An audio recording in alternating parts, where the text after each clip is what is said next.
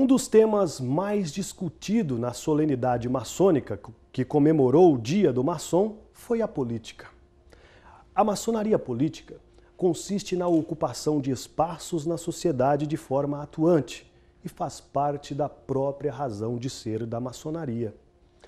A política conduzida com honestidade encontra guarita dentro das aspirações maçônicas e dos princípios de suas leis. O Mundo Repórter entrevistou o grão-mestre do Grande Oriente Paulista, Jurandir Alves de Vasconcelos, e Ronald Kuntz, cientista político e grande secretário de Imprensa e Comunicação do Grande Oriente do Estado de São Paulo. Ambos falaram sobre os princípios e a relação da maçonaria com a política. Acompanhe. É a reinserção política da maçonaria no Brasil. A maçonaria paulista, a GLESP, o Grande Oriente Paulista e o GOSP estão unidos para que nós possamos, através deste programa de reinserção, fazer com que a ordem maçônica volte a ser extremamente atuante na política brasileira, com um profundo trabalho de moralização. O propósito da maçonaria para a sociedade, nós tivemos em 2008 uma experiência, 291 maçons e não maçons se inscreveram no programa e eles tiveram 2.200.000 votos. Com 2.200.000 votos, você elege 10 deputados estaduais e 10 federais com 220 mil votos cada um. Se nós tivermos uma bancada, porque maçons têm se elegido através dos tempos e nem por isso o Brasil ficou melhor ou a sociedade ficou mais justa, porque eles não exerciam, não existia uma reciprocidade nessa aliança. Só que dessa vez vai ser diferente. Aqueles candidatos que a maçonaria não vai envolver nem oferecer compasso e esquadro para fazer campanha. Nós vamos organizar e lançar um movimento cívico chamado MEDIS. O que é MEDIS? Movimento Dignidade e Inclusão Social. O MEDIS convida cada sindicato, cada associação de classe, cada sociedade de amigos de bairros, clube de bolinha de gude, a se juntar, tá? E nós não vamos ficar acusando ninguém, nem apontando o dedo, aquele é bandido, já tem muita gente fazendo isso. O que falta para a sociedade é gente que aponta e que empresta. E aqueles candidatos que realmente forem patriotas, tiverem um espírito cívico, de prestar serviço à sociedade, de atender essa demanda da sociedade, nós vamos apoiar com todo o apoio, com todos os mails e os acessos que essas entidades de classe, por exemplo, nós já temos aqui CREA, Cresce, vários Rotaries, Lions, Conselho Regional de Odontologia, certo? A OAB está cogitando, ou seja, você pegar todos esses setores da sociedade e dizer assim, aquele candidato tem um compromisso com a sociedade. E nós, que somos líderes, que somos associados a esse movimento, vamos fiscalizar para que realmente ele cumpra aquilo que está sendo prometido. E nós vamos defender os nossos eleitos da pressão dos corruptos. Tá? Então, o MEDIS, a maçonaria, ela está procurando reorganizar a sociedade para fazer uma trincheira de resistência a essa corrupção, a essa impunidade que tanto mal causa ao país. Esse é o propósito da maçonaria, junto com a sociedade, para a gente tentar legar um país melhor para todos nós. Temos feito algumas reuniões, já estruturando este programa, filtrando os candidatos que realmente pretendem fazer carreira política, representando a ordem maçônica sem medo, destemido, para que possa trabalhar tanto no estado de São Paulo como em Brasília em prol das coisas que beneficiam e moralizam o Brasil. Sabemos, pelas nossas viagens internacionais, que não são poucas, de exemplos de que isto realmente funcionou. E é isto que nós faremos. Trabalharemos com afinco e esta árvore, que seria a maçonaria, vai frutificar. E frutificar bons frutos. Porque o que nós vemos, o que nós sabemos, é que os frutos que temos aí disponíveis para alimentar a alma e o sentido de brasilidade, realmente, muitos frutos são podres. Os maçons também comentaram o projeto da Ficha Limpa, que tem como objetivo melhorar o perfil dos candidatos e candidatas a cargos eletivos no país. A campanha, elaborada pela sociedade civil brasileira e também com a colaboração da Maçonaria do Brasil, tornou mais rígidos os critérios que determinam quem pode ou não se candidatar. Tecendo alguns comentários sobre o Ficha Limpa,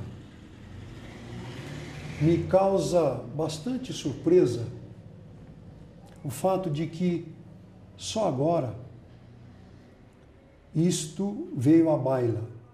Só agora isto pôde ser colocado para que nós pudéssemos simplesmente banir, eliminar da política brasileira os políticos corruptos, os famosos políticos que lidam por interesses próprios e que defendem apenas o vem a nós. Pensando nesse sentido, o Grande Oriente Paulista e a maçonaria como um todo simplesmente contesta o fato de que quem não tem ficha limpa possa, por meios ou por caminhos secundários, fazer parte da política, da nova política brasileira. Por exemplo, você falou sobre o Ficha Limpa. Se o partido perdesse a vaga, cada vez que um nome que ele ofereceu para a sociedade fosse cassado ou renunciasse para não ser cassado, não precisava nem ficha limpa. Quem tem a obrigação moral de selecionar os nomes que oferece ao país são as dirigentes partidárias. Eles deviam ser penalizados junto com os corruptos que eles propuseram para a sociedade. E hoje não acontece isso. E por que os partidos votaram? A penalização não é da legenda partidária, não é da instituição responsável pela canalice e pela verdadeiro país parasitado que nós somos hoje. O punido é o político. Você não pode disputar porque você foi processado. O partido tinha obrigação de não aceitar um homem desse nas suas fileiras e oferecer esse nome para o povo. No entanto, em vez de punir o partido, vamos punir a pessoa. Quando a pessoa não é nada sem o conluio da instituição partidária. Então é por isso que o povo, infelizmente, não consegue renovar. E se permitirem que eles imponham na reforma política o voto em lista, aí que renovação só com revolução. Porque quem vai ficar na cabeça da lista, quem é? É aquele que é bom, é aquele que o povo quer? Não, é aquele que faz parte do cacique, da cúpula partidária. O maior problema dos partidos políticos, a meu ver, é exatamente o fato de que determinados comprometimentos, quando você passa a pertencer a um partido, você automaticamente fica comprometido com aquelas normas do partido. E se o partido muitas vezes envereda por caminhos errados, e que simplesmente significam conveniência, ele pouco tem ou não tem como se diz no mundo profano, pular fora. Porque se assim o fizer, fatalmente vai vir aquela famosa atitude: vamos expulsá-lo, porque ele não fala a nossa língua, ele não age como assumiu, não segue as diretrizes e normas anteriormente impostas pelo partido. Ronald Kuntz finalizou comentando a influência política que a mídia exerce sobre o povo brasileiro. Veja. Há uns 4 anos atrás, a Justiça cassou 7.343 vagas de vereador. Se a Justiça fosse absoluta, o Congresso não teria recriado essas vagas no ano passado. Então você vê que, na verdade, existe um verdadeiro conluio, uma verdadeira cumplicidade, onde você não pode acusar um poder ou outro.